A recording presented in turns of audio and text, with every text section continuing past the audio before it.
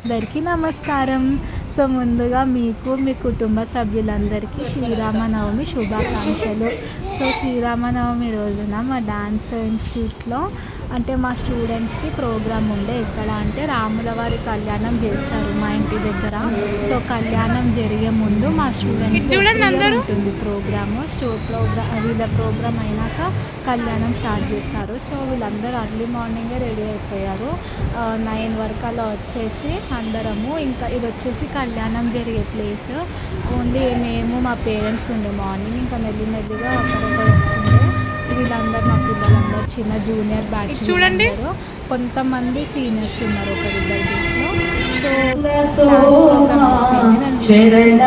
So programme అయ్యాక మా పిల్లలందరికీ ఇలా మెమెంటోస్ ఇచ్చారు.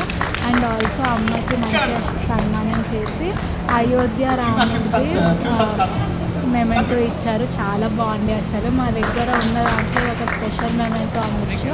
అంత బాగుండే అది రాముడిది. సో ఆ తర్వాత ఇంకా మేము అందరము రామాలయం టెంపుల్కి వెళ్ళాము. నేనైతే కాసేపు అలా వడ్డించాను పులిహోర. అండ్ అలా జరిగింది. మీకు మీ కుటుంబ సభ్యులందరికీ శ్రీరామనవమి శుభాకాంక్షలు.